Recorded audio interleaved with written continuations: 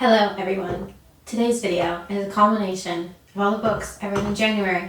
We have some amazing reads this month, so get that Goodreads app ready to add to your already massive TBR. Like, come on girl, get it together.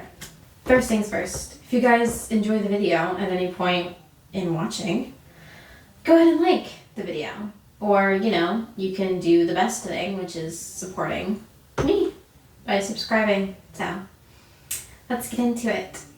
So I read 7 books this month, which for me is a pretty big deal, considering I usually only read between 4 and 5. And we had some pretty positive reviews this month as well, which I was not expecting. So, I guess that's good.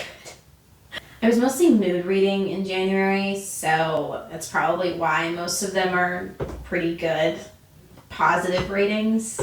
But yes, let's start with the book recs, shall we? Of course, it's at the fucking bottom. Okay.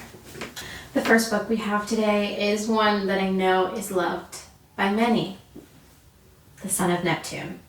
This was a goodie, as most of Rick Riordan's books in this series are, so I really wasn't expecting anything less than perfection. This book was an obvious 5 stars. The characters, the setting, the writing, immaculate. Chef's kiss.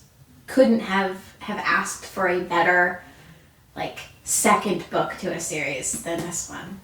This video is spoiler free, so I will not be commenting on anything that happens in this book, nor reading from the back.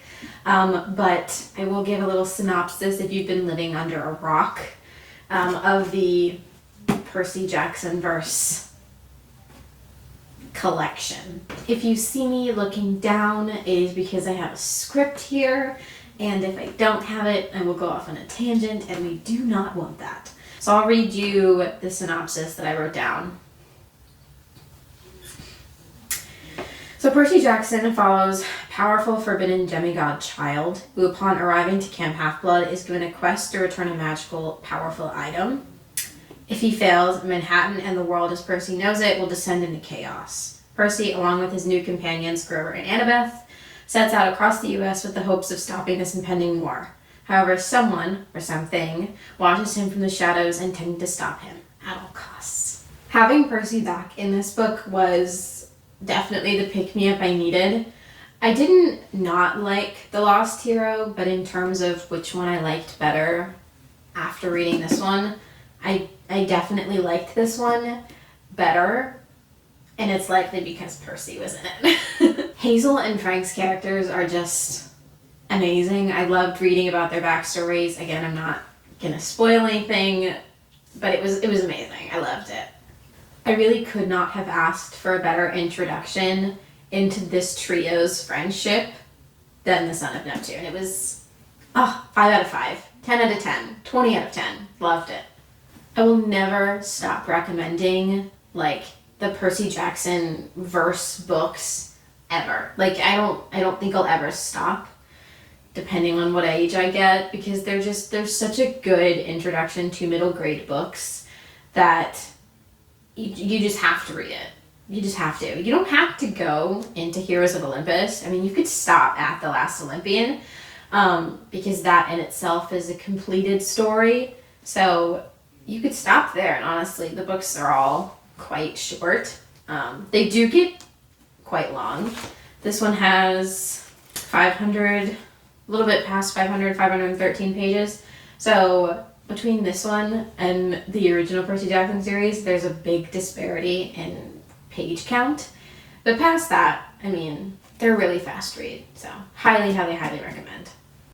A little bit of an angle change. I found out that my glasses were reflecting the light and it was annoying me, so we're just gonna take the glasses off. The next book is sort of a piggyback off of The Son of Neptune. This is Alcatraz versus the Evil Librarians by Brandon Sanderson. I had to get this book purely because I've been wanting to read a Brandon Sanderson book for a while, but I couldn't find one that I myself personally know that I would be able to get through. And I thought, well, I've loved middle grade books for the past year. I've been reading a lot of them, so I might as well get the one that is middle grade. Alcatraz and the Evil Librarians is about this foster kid named Alcatraz Smedry who, on his 13th birthday, is gifted a bag of sand by his mother and father as an inheritance gift. But this bag of sand is no ordinary bag of sand. It has the power to help these evil librarians basically take over the world. Al's only saving grace is his unique ability to break things. It was a really fast, fun read that I ended up rating 5 stars. I came for Brandon Sanderson. I stayed for Alcatraz's very cynical kind of outlook on life. It is written in the style of an older Alcatraz explaining how he got to the place that he was and how he's just not the hero that he was painted to be when he was young. I ended up reading the entire thing throughout my trip to Nashville and was completely enthralled by the characters, the setting, and Alcatraz in general. I will definitely be reading the rest of these. I currently have the second one. I know that there's at least 6 or 8, somewhere around there, currently out now. And they're super short. This one only has 313 pages, so super, super short, fast read. It's also got like pictures in it. Well, it's got a map, but it's, let me see if I can find one of the illustrations. Yeah, they have like drawings in them. And so as someone who gets bored pretty easily, I am ADHD and attentive, so I do get bored very fast. Having little tiny pictures that go along with the story is incredibly, and I wish more books did that, especially the middle grade kids book section. I wish more books had stuff like that, and they go to like, it's the coolest kind of illustrations. Like they have full pages and everything. It's like, wow, I really enjoyed it. 5 out of 5.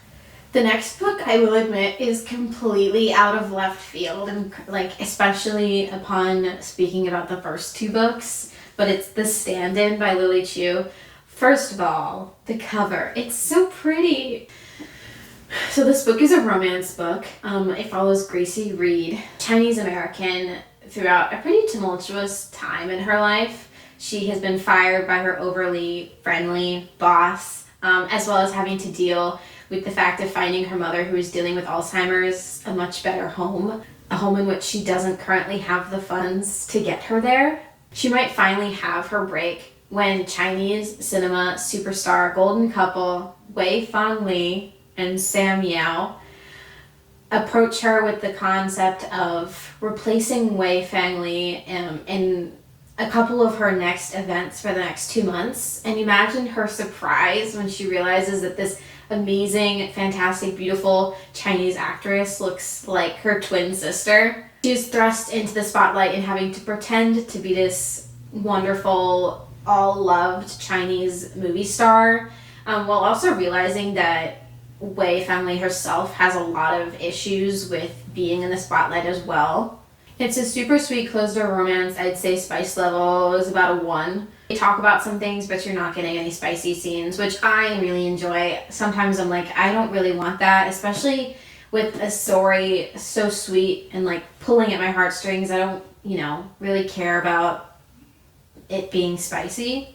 I ended up rating this 4.75 stars. I really enjoyed it. It pulled at my heartstrings in all the right ways. As someone who is also mixed race, listening to Gracie's story and seeing how she really tried hard to fit in, very sweet, very emotional, especially living that reality with her. It is a bit of enemies to lovers, but in the I assumed your character and personality before getting to know you kind of thing. The next book is one that's expected. I could not help myself. It's The Mark of Athena, Rick Riordan. I couldn't help myself. I finished it. I was looking for something else to read and saw this and I was like, oh yeah, I just finished The Son of Neptune. This is the next step that I would take. Again, I won't be spoiling anything or reading the back, so let's just go into the ratings. I have obviously rated this 5 stars. we weren't expecting anything less. I think out of the books I have read in Heroes of Olympus so far, I'm gonna eat my words. I know it, I always do. But at this point, this is my favorite. I can't explain why because it'll spoil something, but like it was just, all the stakes were there. It was, I loved it. Loved it. Again, I really, really recommend this collection of books in the Riordanverse. I think as someone who didn't read them as when I was little, I was ADHD and attentive, like I said, I just couldn't get through these books, but having them now is such, I hold them so close to my heart, especially with having the TV show now. They're just so much closer to my heart, and I truly recommend anyone these books who is looking into getting into kids or middle grade books. This next book is part of a series that I don't think I will ever stop recommending. I talk about it constantly with friends and family. I think everyone should at least try to read them. It is The Hunting Moon by Susan Dennard. The first book is called The Luminaries. It's super short, both of them. I think this one is only 286 pages, and the first one is either the same or just little bit longer. This book series has my soul. It has my money. It can take it. I don't care. I can have my firstborn child if it wanted to. I would give it all and then say thank you in return. Are you kidding me? This book, it's gorgeous. Once you take the dust cover off, like, look at it. It's so fucking pretty. The good thing is that this book is set to be a trilogy. The third one comes out in October of this year, so you don't even have to wait very long. So the synopsis of the first book is as follows. Hemlock Falls is different from other small towns. You won't find it on a map, and the forest will 100% kill you. Winnie Wednesday is set on becoming a luminary and helping her fellow luminaries in protecting the town.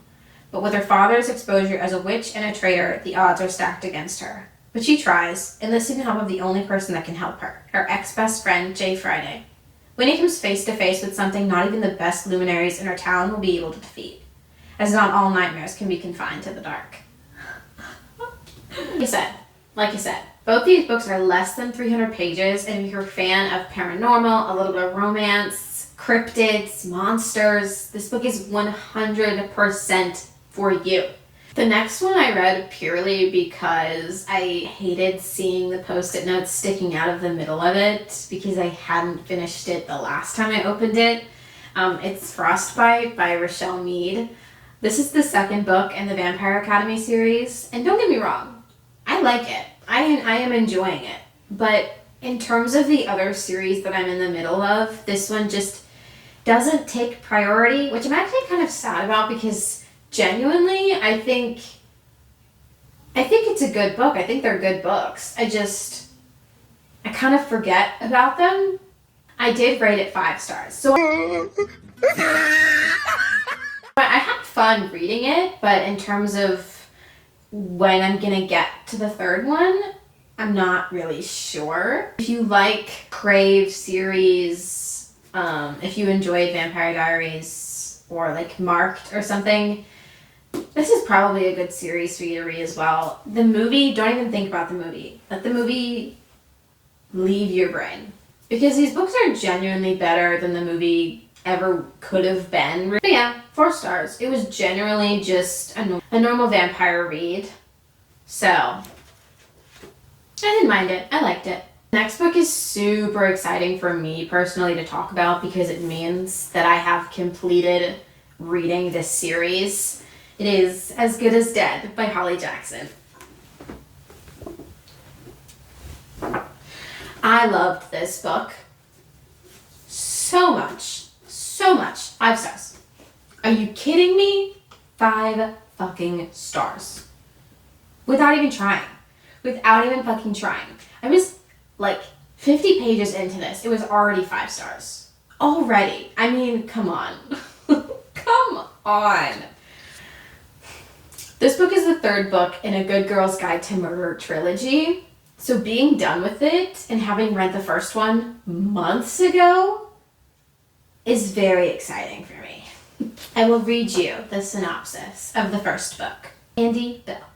5 years ago, she was killed by her then boyfriend, Sal Singh.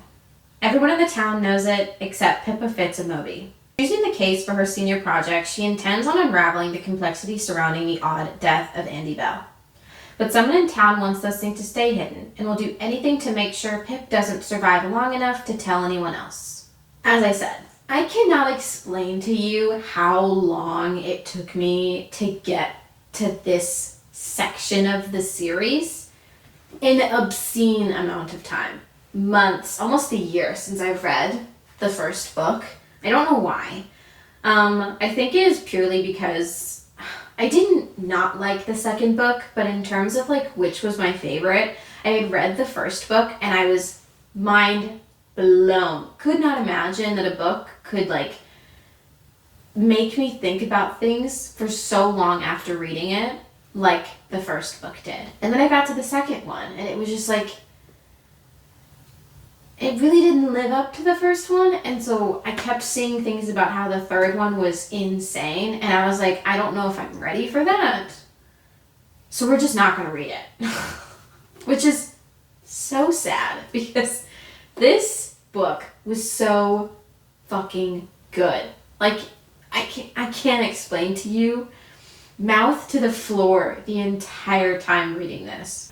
And it hurts, it pains me to say that the only reason I even picked it up to read again was because I was spoiled something on TikTok, which frankly was my fault to begin with. I was digging for shit, fuck around, find out, you know? So that was completely my fault because I am a glutton for punishment and just spoiled it for me. I will say though, after I after I got past the part that gets spoiled for me, it became completely insignificant considering it was like the tiniest plot twist you could imagine that got spoiled for me. I will never stop recommending this series now. I don't even have anyone I could recommend it to because the friends I have already read it and the people that I know on like social media have also already read it. So it's like, I can't even talk to anyone about how good it is. I can't force anyone to read it because either they don't read mystery books or like thriller books or suspenseful books, or they've already read it. So, I mean, if you don't know and you've been living under a rock, pardon me, read it. Well, I mean, read the first, read the story in order, but you'll understand what I mean when you get to this one. You'll understand how good it is. Thank you for making it to the end of the video. If you enjoyed any of the amazing, phenomenal recommendations I gave to you during this video, go ahead and check them out. They were 10 out of 10. Would recommend. Again, probably going to be rereading some of these, to be honest with you, because they are amazing, frankly. If you enjoyed watching, let me know in the comments. Happy reading. Bye-bye.